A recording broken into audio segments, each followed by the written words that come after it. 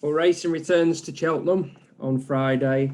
Feels a million years ago since we were here for the festival, one of the last meetings that we had. But it's always great to see the track back at the October meeting. And as ever, it's attracted a really good card. You've got 7 races full of interest and hopefully full of 3 winners who we're going to run through now. The nap for me will be in the 4:10 at Cheltenham. It's that maiden hurdle. And I'm just hoping sticking to 2 miles for Pipe Smoker means that we'll get a better price than we probably should, because his form's been achieved at 2 miles, whilst he's shaped like a surefire improver for longer trips. But the form he has achieved at this trip very much sets the standard. He's the best horse in the race, and the quality of that form has been achieved around the minimum distance. So even though he will benefit from further in time, there's a hope that doing simply what he's done previously might be enough. And that included that excellent second in particular to Sporting John in that novice at Ascot. So Pipe Smoker, the nap in the 4:10, the hope being that because he's staying over 2 miles, we might get a bigger price than the form book suggests we should have. In terms of a next best, we'll go for that warm handicap, the 3 o'clock, big field handicap hurdle, 20 go to post at the time of talking to you. And one who shouldn't be dismissed as just a summer jumper by any means, because he was running during the summer, is a horse called Captain Tomcat, right towards the bottom of the weights. I think 1-2-1 is a very generous opening mark. For the summer and early autumn, he ran in some pretty warm races. His form line stood up well.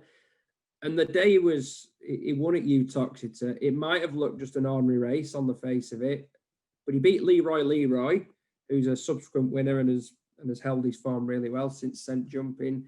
But as well as that, he did well the way the race developed, because he went a hard gallop to see off one of his main rivals.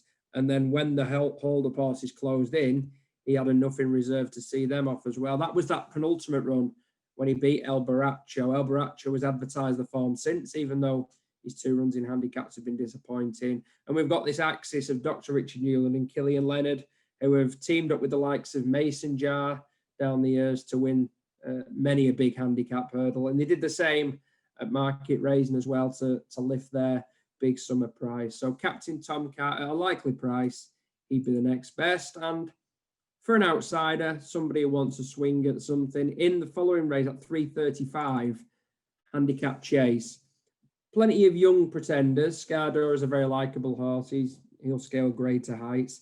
Beat the Judge is taken well to fences. He's another novice. And Rouge Vif is just out of novice company. So it's hot, but a horse who might just exceed expectations is one again towards the bottom. Do It for the Village has no great record fresh, so I can't say my expectations are too high, but the market will reflect that. I'm sure it'll be 20s plus, but he's got a lot of strong form around tracks with stiff fences like Cheltenham, like Aintree, etc. This may just be a tune-up for Aintree. That's one thing to bear in mind, because he ran so well over the national fences last season. But if it isn't, and the booking of Paddy Brennan perhaps indicates, his usual rider admittedly, indicates that they do mean a bit of business, this is a race that should set up for him. There's loads of pace, loads of far less experienced horses who will have to prove themselves over these more demanding fences. And if Do It for the Village is ready to go after the layoff, I'm sure he can run better than his likely odds will suggest. Against a few who, whilst promising plenty and having the potential, perhaps haven't quite got the form in the book yet. Anyway, whatever you back, my 3 or others, all the very best of luck for Friday. Great to see Cheltenham back, and I hope you do well.